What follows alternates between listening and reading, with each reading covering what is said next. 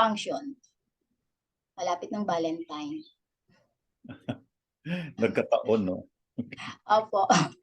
Sana natapat pala, Doc, sa February 14 na, no? Martes. Okay. Function of the heart. O yung sa Chinese term ay Yin. So, pangunahing function niya ay governs the blood and control the vessels. So, yung ano natin, yung heart, talagang nag-govern siya sa sa ating blood. Naalala ko, Doc, yung meron po ako naging pasyenteng may problema siya sa puso. Pagtapos niya mag-palpitate, dumudugo yung ilong. So, ibig sabihin po, hindi nakokontrol ng vessel yung blood, kaya talagang lalabas. Madaming heat. Opo. Tapos, siyempre yung govern na function ng heart is yang. At yung pag-house naman sa spirit is yin. Yan. So, yung spirit sa ating heart, ang tawag natin ay Shen. So, kung hindi na-house ang Shen, may problema ang function ng heart. Kaya mamaya po makikita natin ang mga problem pag hindi na nag-house ang Shen. Yung heart din ang opens the tongue. Kaya parang may kasabihan po, di ba, na ang lumalabas sa bibig, sa dila mo, syempre salitang lumalabas sa dila natin, ay galing sa puso. Kasabihan po yun matatanda, di ba? Talagang connected yung tongue sa heart. Yan.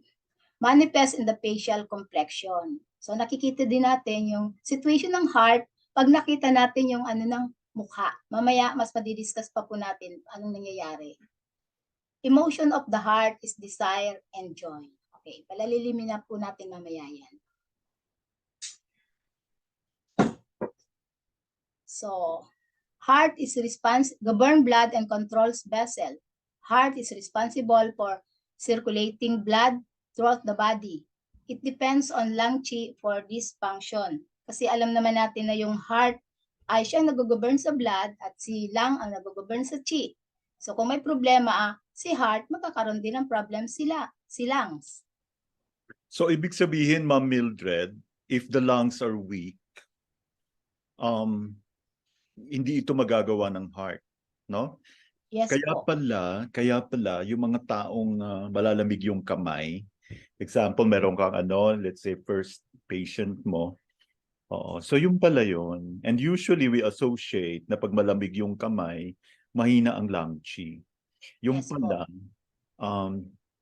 for the heart to perform its function of circulating blood throughout the body, so this time kulang yung circulation sa extremities. It's because mahina po ang lung qi.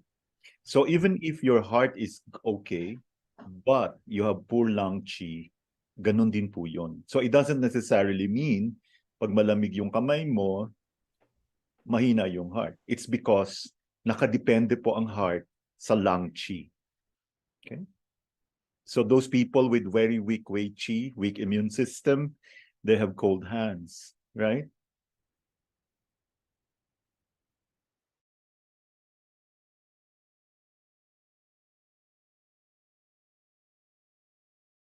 Hello, Ma'am Mildred? Nawala yata yung audio nyo.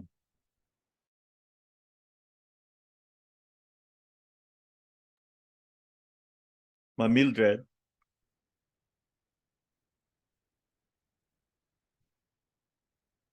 Hello? Ma'am Mildred, are you okay?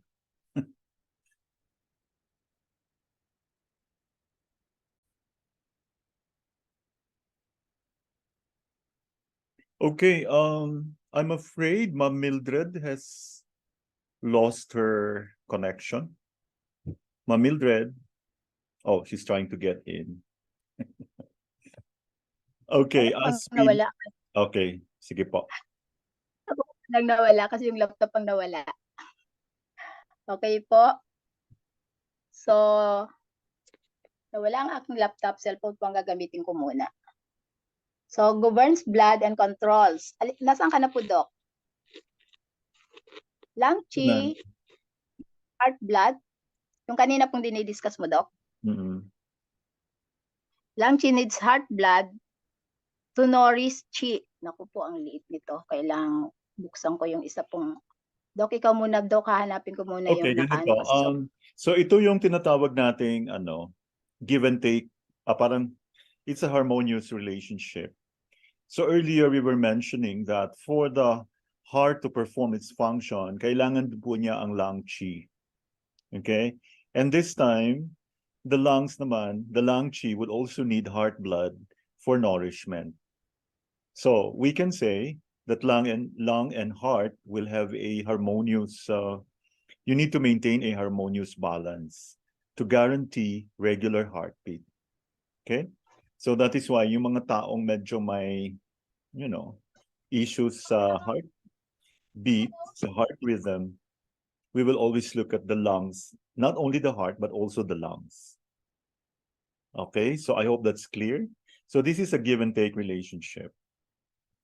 So if the heart chi is strong, the vessels are healthy because what? Because the heart is good, no?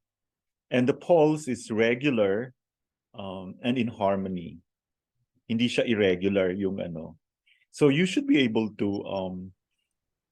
perform this on all patients, especially when assessing the patient for the first time. No? So a patient who comes in with, malamig yung kamay, siguro naman nilalamanan yung mga pasyente nyo, no? Will always tell us that we need to really look at the lung qi. And if you have a lung issue, you can probably also have heart issue and vice versa. And the heart, this is also very important when it comes to mental activity, when it comes to good sleep, no? The heart kasi houses the spirit. So we can say that the heart is the seat of consciousness and mental activity.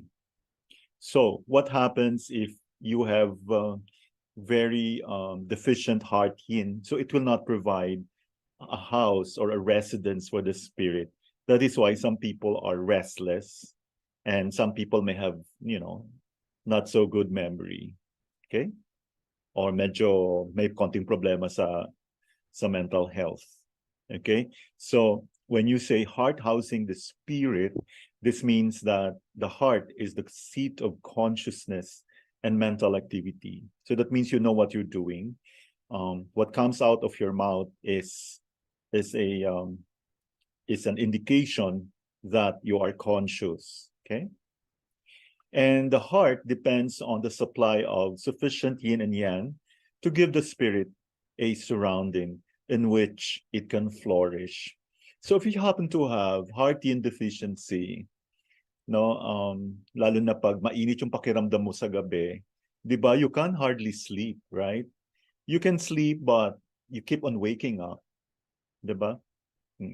So lalo na pag if you have heart blood deficiency, usually it would start with heart blood deficiency, then heart yin deficiency. If you have heart blood deficiency, you find it difficult to really get to sleep. Okay? Yun.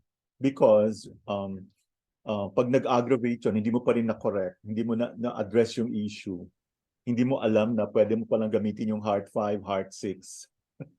Okay? Kaya for those people who are having issues with sleep, I would suggest you would presume na medyo meron ka ng heart deficiency because probably you can no longer do the things that you could normally do, right? Parang everything now is with an effort. So you might want to look at your heart pulse, okay? So the heart Yes po. says, yeah. Can you continue, Ma'am Mildred? Yes, Doc. So yung hearts possess abundant yang but little yin. Kasi 'di ba nasa fire nga siya, kaya talaga abundant ang kanyang yang. So that is especially susceptible to yin deficiency. So mas nagdi-deficient ang heart sa yin. So yun nga po yung sinabi ni Doc kanina na pag may heart yin deficiency tayo, inability of heart yin to house the shen. Kaya Yeah. yun, magkakaroon ng insomnia, restlessness, anxiety. Kaya ang tawag po sa heart channel is Shao Yin, lesser yin. Ang kapartner niya dito po is the kidney. Remember? Fire, let's look at fire as something that is yang, something that is alive. So ibig sabihin, it has more fire, it has more yang than yin. So since kukonti lang yung yin niya, there is always a tendency na magkakaroon tayo ng yin deficiency. And what happens? You have night sweats. And this will be explained by Ma'am Mildred. Tapos pag nag-heart yin deficiency po tayo, syempre yung blood flow become fast and erratic. Kaya po yun, nagkakaroon tayo ng minsan palpitation bukod dun sa na night sweat tayo. Actually, the yin, which actually consists of the blood and the body fluids, will actually be the residence of the Shen, the spirit, no? So can you imagine, ang Shen mo, wala po siyang house, wala po siyang bahay. So what will happen? Your spirit becomes restless. Okay? Kaya yung lumilipad yung yung hindi na Oo, kasi makatulog. hindi lang yung yin, heart yin. Opo. Bakit? Kasi sobra yung yang eh. 'Di ba? So yung mga taong, I'm sure you've seen people who are so like mabilis, yung parang masyadong aligaga, no? These are the people who really panic, easily panic, very anxious, yung mga ganun. Yes. In fact, Madaling mataranta. oo. Kasi sobra yung yang, kukunti yung yin. And take note, if you have yin deficiency, eventually you'll have heat, right? Empty heat.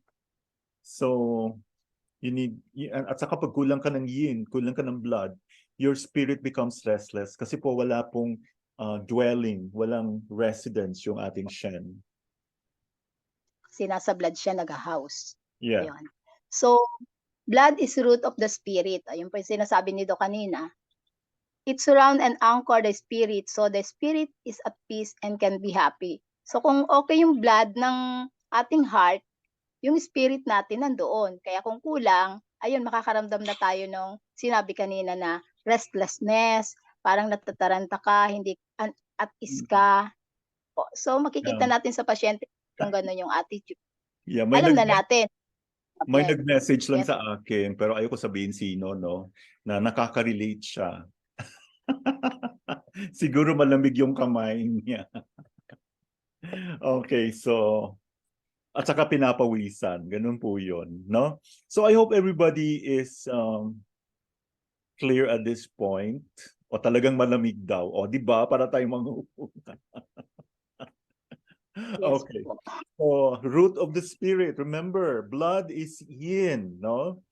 How do you call this? You make sure that you have enough heart blood. Make sure that your heart pulse is really you can palpate it. Some middle level, okay? Yon. So, yun po. Yan. So yun. Pag heart blood deficiency tayo, cause the spirit restless, it lead to depression. So magkakaroon tayo ng depression, tapos fear, yun, sobrang yung excessive dreaming. Minsan nagtataka na tayo, ba't hindi na ako nakatulog? Lagi na lang akong nananaginip kasi nga hindi nahahouse yung Shen eh. Yun, tapos magkakaroon ka ng insomnia dahil kulang ka na ng blood. Yeah, definitely. Kasi 'di ba, heart blood deficiency, you will always have an issue with the kidney. Kaya nagkakaroon ka ng fear, madali kang magpanic, yung mga ganon. And you also end up being depressed because when you have heart blood deficiency, you will eventually have lung qi deficiency or heart qi deficiency. Diba? Ganun lang yon. Because lungs and heart, they belong to one. They belong to the upper burner. They're together. And excessive dreaming is, I would look at it as parang already affecting the liver. No? Kasi nga, diba, medyo kulang talaga. And when you talk about dreaming, you'll be talking about the hun. And we know that the liver and the heart, they have a mother-son relationship, right? Wood and fire. Insomnia, yeah, that's a given because insomnia is a sign that the spirit is wandering. It's very restless kasi nga kulang po ng yin, kulang ng blood. Yes po. So yung relation niya sa liver, pag konti yung ni-store ni liver, So siyang cycle, konti yung dadali niya kay heart para i-circulate. So, Kaya- yung mga nakaka-relate dyan, you know what to do. O, Yung tinan mo, maraming unrest, Doon. restlessness, depression. Siyempre, mahina yung lung chi, di ba? Affected yung lungs. And the heart and lungs, they always they belong to the upper burner, both of them. Relate, Doc. Ay, wow, thank you for being honest.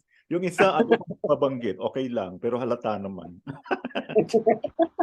hindi yung emotional problem. I hope everybody Yan. will ask questions, ha. I really like this topic, Ang dami pong ganyan.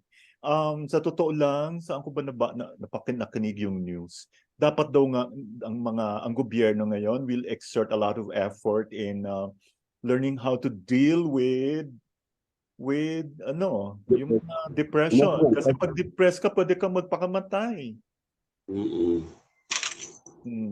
So ngayon, alam nyo na. Tanungin nyo si Ma'am Mildred.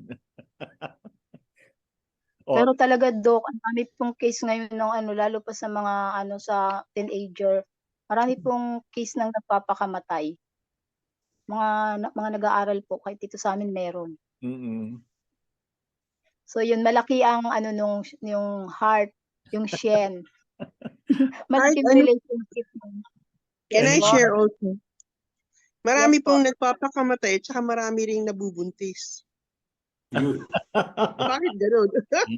Sumobra naman yata ang niya.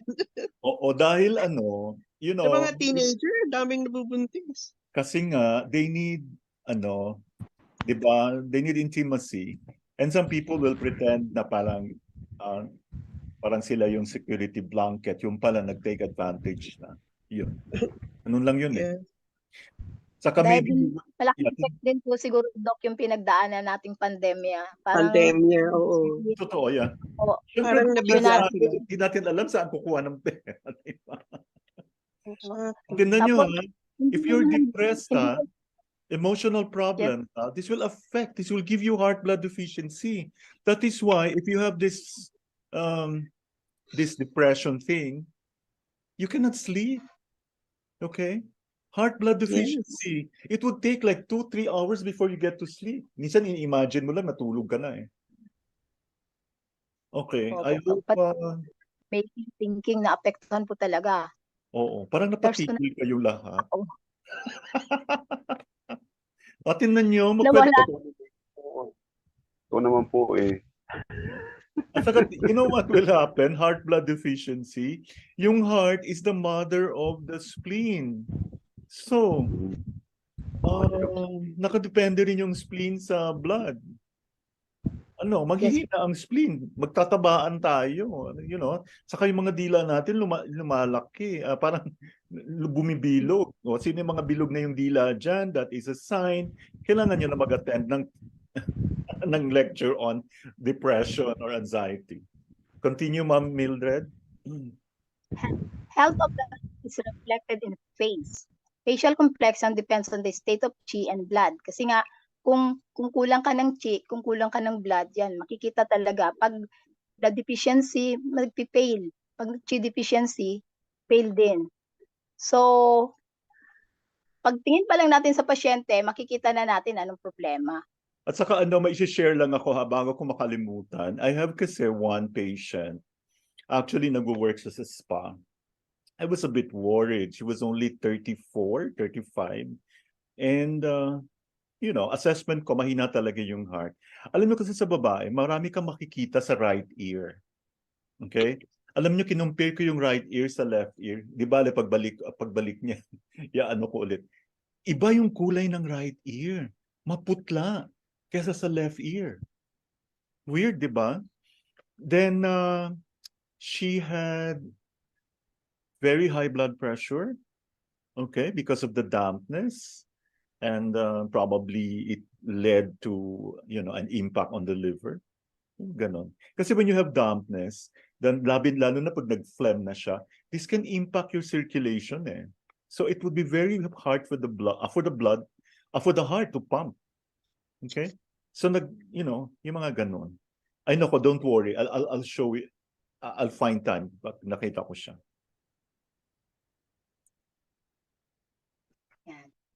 So if there is enough blood and if the heart is strong, the face is rosy and shines.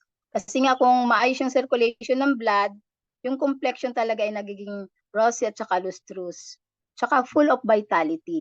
Kaya Yeah. kahit hindi sila naglagay ng mga pampaganda, Saka iba Kita mo talaga yung ang kulay ng mga taong may heart blood deficiency. yes po. Pale complexion is a sign of Chi deficiency or blood deficiency. Ayan, mga parang malungkot, mga mukha, maputla. Blood stagnation manifest in bluish violet facial complexion. Kahit hindi naman sila sinuntok, pero parang may makikita kang ganyan, na may bluish. So, nag-stagnate yung blood, kaya nagkakaroon ng bluish color. Hindi siya nag-circulate ng maayos. Red facial complexion is a sign of heat or heart fire. Ito pong heart fire na to, ay naalala ko, Doc, kasi yung heart natin protected pag from the external heat, pericardium ang nagpo-protect. Halimbawa, nagpainit tayo, di ba? Pag nagpainit tayo, para hindi direct na iinit yung heart, i-absorb ni pericardium. Pag direct, yung small intestine naman, siya ang nagpo-protect from internal heat. Halimbawa, yung nagagalit tayo, ang gagawin ni small intestine, i-absorb niya para hindi masyadong mag-heat si heart, yun ang role niya eh. Pero gagawin ni small intestine, ipapasa niya yan sa urinary bladder. Kaya minsan nagkakaroon ng yung umiihi po ng dugo pag sobrang init yung puso. Akala mo kidney lang yung may problem. Kasi minsan kahit tinreat mo na yung kidney, yung urinary bladder, pero ulit-ulit, ayun, dapat talaga tingnan yung heart.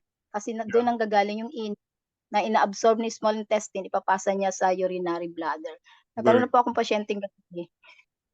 Yeah. Kailangan if you're looking at heart as the cause, then you would always ask for palpitations. No? Yung na-feel niya parang, nararamdaman niya yung heartbeat niya. So sabi nga dito, dapat may further examination para mahanap natin. Yun. Pero minsan naman, Doc, dyan sa Baguio, sa Mambina, marami dyan ng ganito ang kulay ng mukha eh. Dahil ba sa mataas yung yung place, tapos malamig, talagang kailangan yung blood nila, na yung heart, marami po dyan kasi nasa 140 ang parang regular BP nila eh. Nung nandiyan po kami, nung nagbi-BP kami. Pero ang explanation naman daw nun dahil nga malamig, parang yung heart, kailangang mag-pump sila para ma-heat yung body. Pero alam mo, may na-meet ako doon when I was there.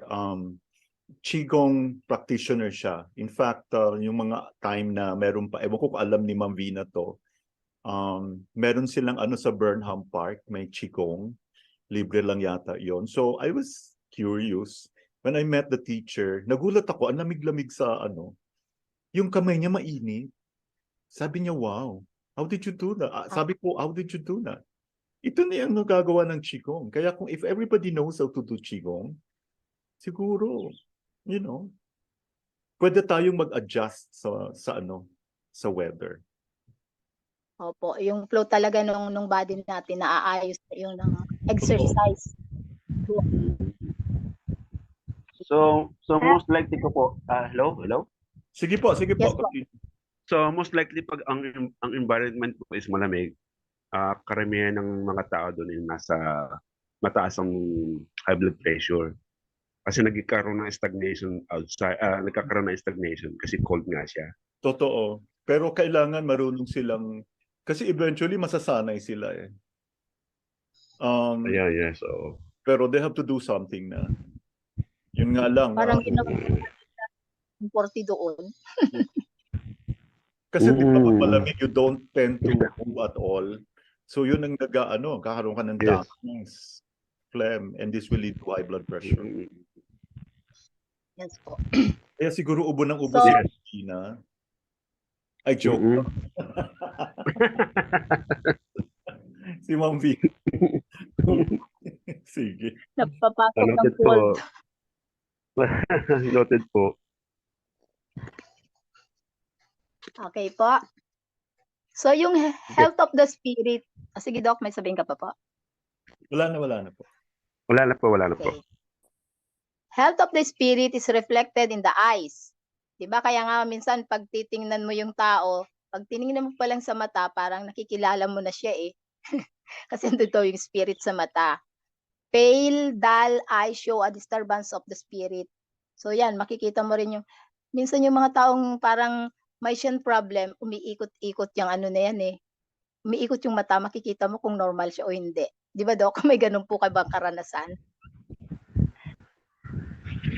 Totoo pala talaga yung the eye is the window of the spirit. Yeah. Wow. Yes. At saka Iridology. actually tingnan niyo rin yung root of the tongue. Yung Red. Sa red heart. is-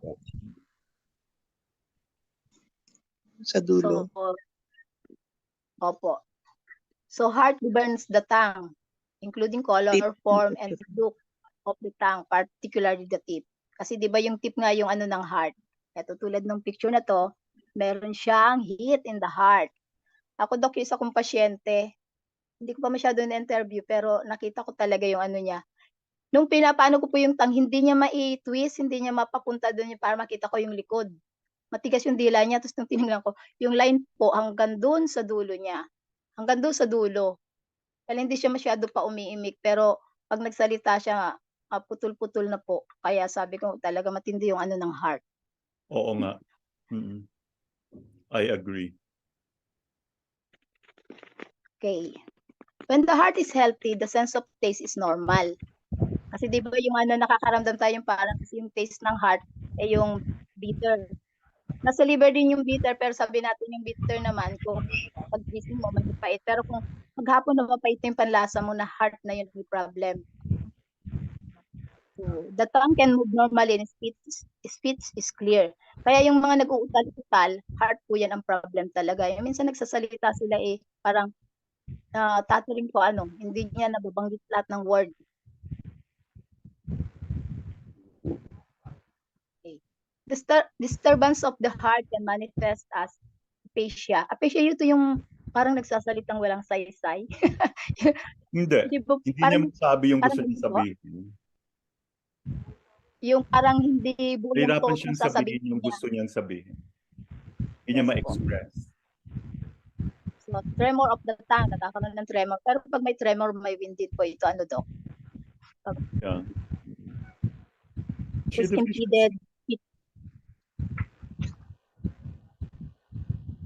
impeded speech, yung mabagal po siyang magsalita.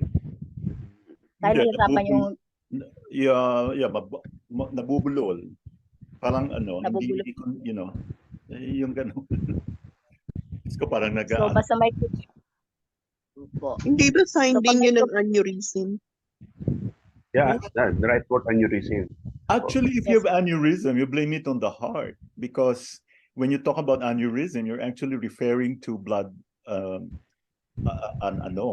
very weakened artery in the brain.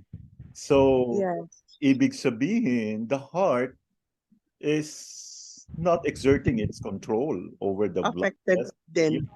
Oo. Kaya siguro, if we observe na yung parang nahirapan na magsalita.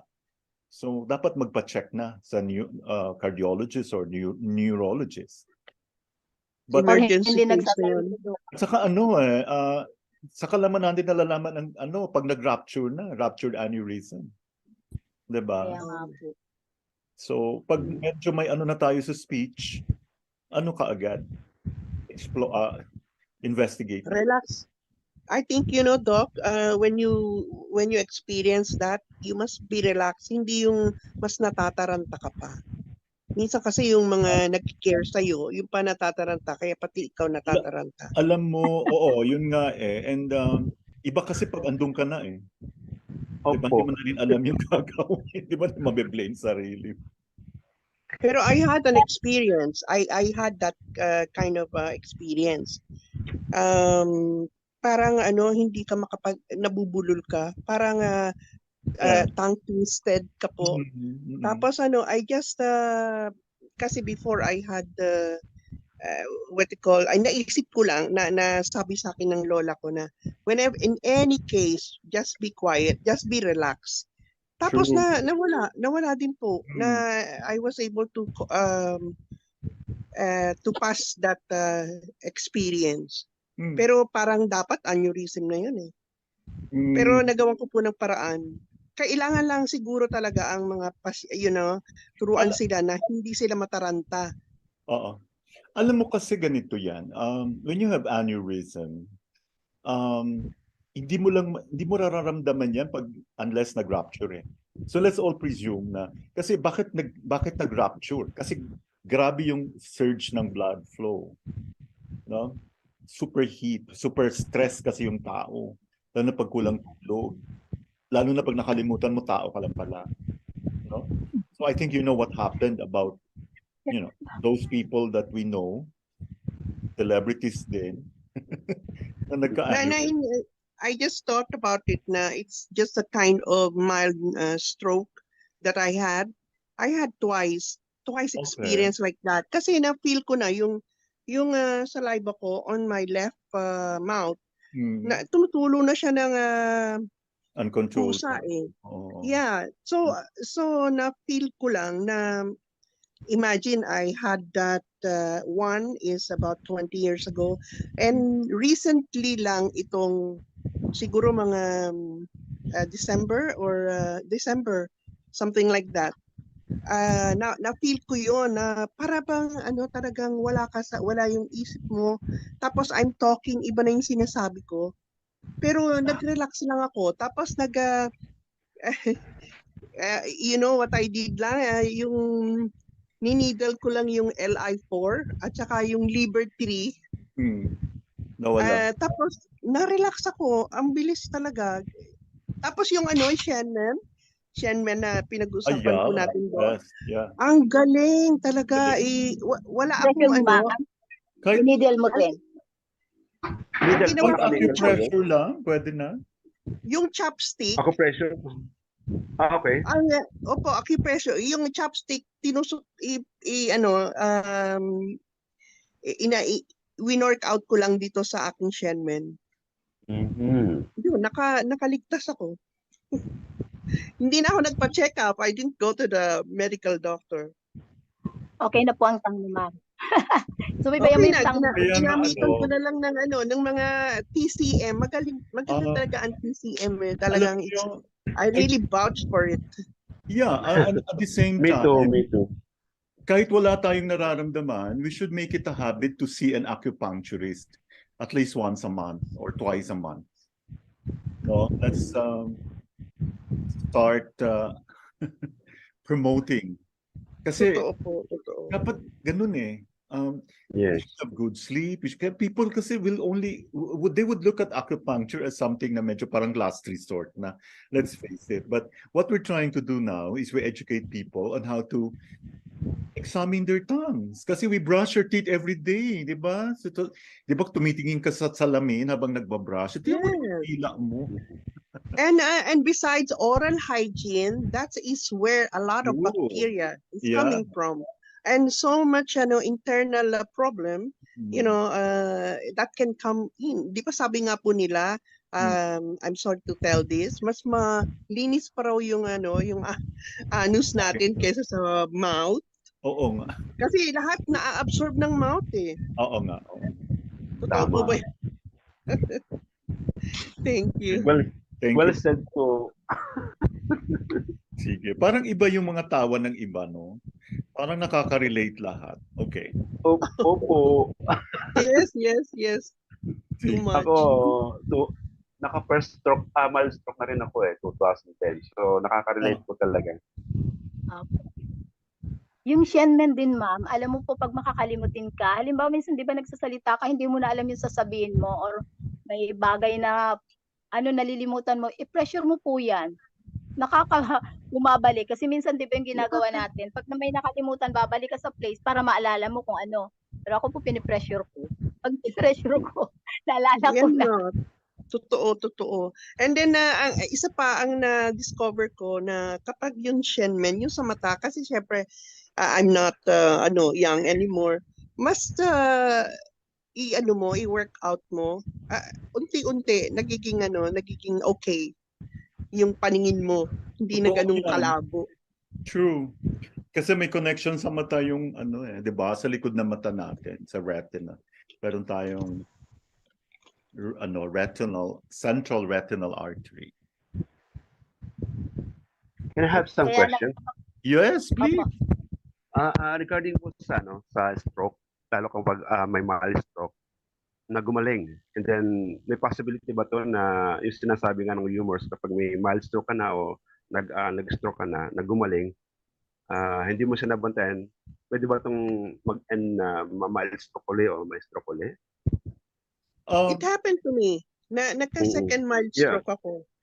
Pero at Yung parang- least alam ko na kung anong gagawin ko. Yun Mm. nga, yun mga kung hindi mo pires. alam yung gagawin, the second stroke would be more alarming. It could even be more fatal. Alarmist. Oo. Baka dangerous na. Yeah. Ingat na Oo. lang, ingat. So So ibig sabihin po, pag nagkaroon na po nito, talagang may tendency ulit maulit yung stroke at saka mild stroke, no? Yes, pag hindi ka nag-aral ng Don't be- acupuncture. Yeah. Ayun. Hindi po I like it. I like it. Doc. Ang galing ah. I like Pero, it. Joke lang, I like it so joke much. lang. Hindi kasi we need to be aware, we need to know what is happening. Well, that's true naman po, Doc. Ito naman po yun. Kapag walang alam, oo. Pero kung wala po talagang alam na first remedy o first hand, talagang matutuluyan po yung pasyente o yung tao. Oo, totoo. Compare niyo po yung nyo, tenga nyo sa right and left, no? Sa mga lalaki, priority mo yung left. I-compare mo sa right.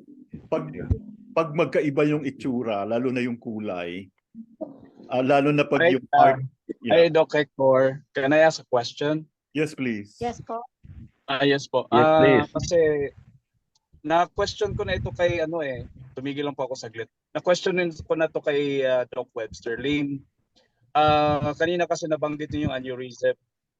So would it be possible na yung aneurysm ay babalik sa normal because of acupuncture? No. Okay. So i-control talaga natin doon is blood pressure. Alam nyo, ang risk naman ng aneurysm is the rupture eh. Mm. When you have aneurysm, there is a weakened wall of the artery. So there's a part of in the artery that's weak. Kaya you should always be wary of stress or Yeah. Okay. kasi talagang pag ibig sabihin kailangan hindi ka on fire. Hindi mo parang, di ba nakita niyo iba, namumula ka agad yung mukha? Liver. Yeah, liver. Starts with the liver. Sige, Doc. Thank you, Doc. Thank you rin. Kaya napakahalaga din po yung yung pagtuturo natin sa pasyente nung pagbasa sa dila nila. Kasi may pasyente din po akong ganyan. Hindi umiinom ng gamot na nireseta sa kanya. Nung tinignan ko po yung grabe yung purple color dun sa heart. Tapos 140/110 ang BP. Ayaw niya magpa-gamot. Sabi ko, sige, bantayan mo na lang yung dila mo. Dapat hindi ganyan ang kulay ng dila. So nag-exercise po siya. Yung diet niya, binago niya. At least ngayon, okay na po yung weight niya. Nababawasan daw yung purple na color. Sabi ko, dapat mawala yan. Turuan mo siya mag-guasha. Aware.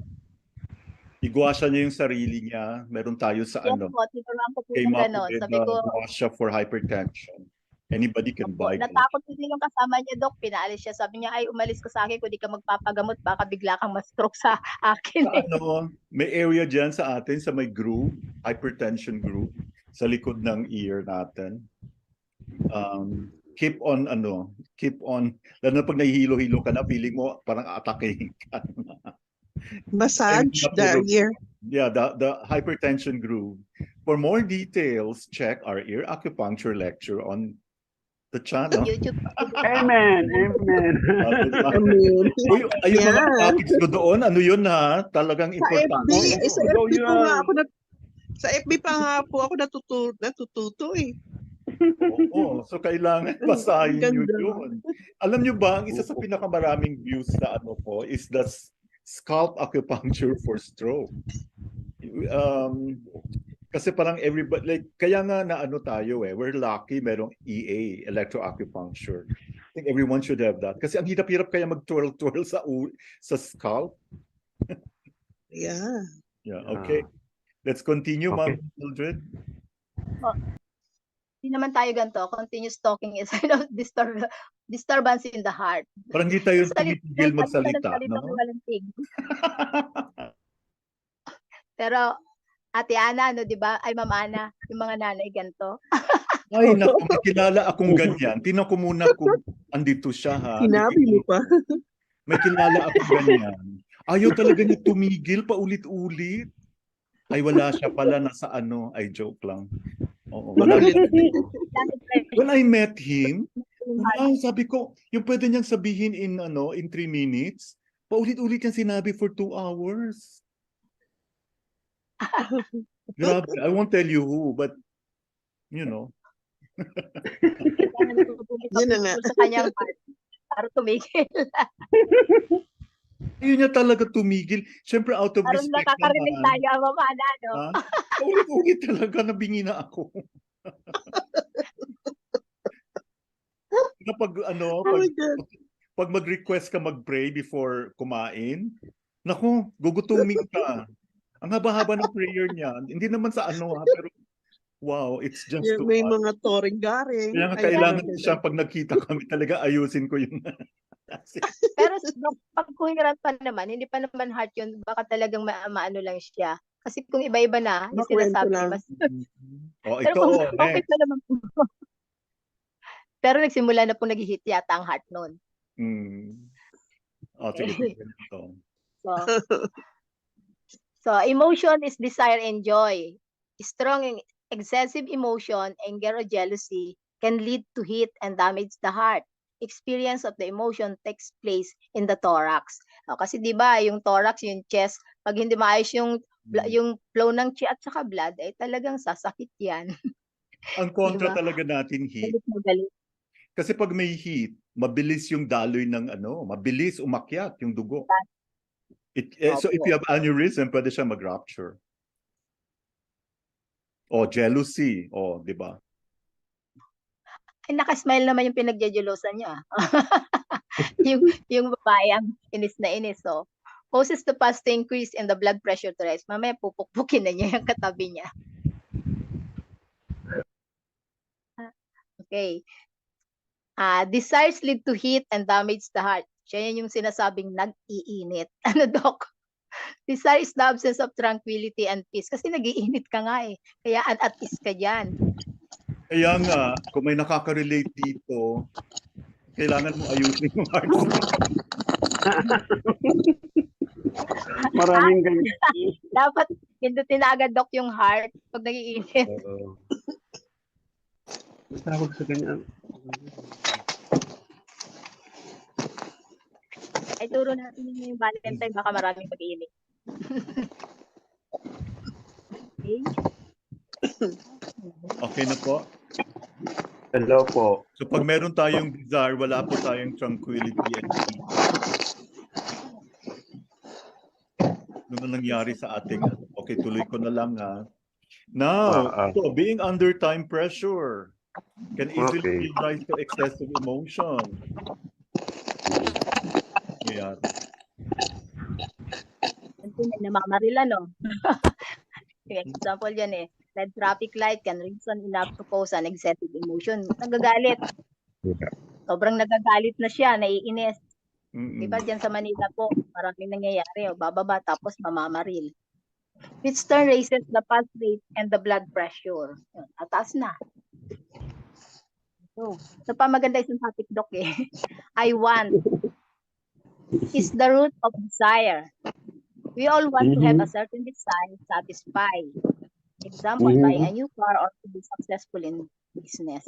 Pag ang I want ay hindi naaabot, Doc, anong nangyari? Heart attack. Heart attack. Kaya nga, kapag pera lang naman katapat niyan eh. Kung I want, exactly. oo. So kung bilhin mo na ng cash. Kung di mo kaya bayaran ng cash, huwag ka na lang bumili. Kaya nga po, mga tamang duda. Ano bang yun? Sa heart doon, di ba? Tamang ano po? Tamang duda. Correct yung pagdududa nyo. Tamang duda. Doubting. Ano yan eh? That's a sign of weak bladder yan. Weak bladder. Mm-mm. Pero we are saying if you can master your emotions, then you will be you Yeah, will have peace of mind. true. Emotions lang naman eh, minsan blackmail, Kasi pag Like kung nangyari, malakas naman yung lang, tamang duda eh. Yung corporeal soul niya, tama yung duda. oo, Tama bago yung ka sinasabi. may, bago ka may correct magduda, din. ano, wag mo masyadong isipin. Kung sa bagay, madali lang sabihin eh. Yeah. Yeah, exactly. Yan ang number one, yung mga emotional blackmailing eh. So meron po bang Pero pagkakaiba it's so yung, easy to say, but sometimes kung nandun ka na, mahirap din. Oo.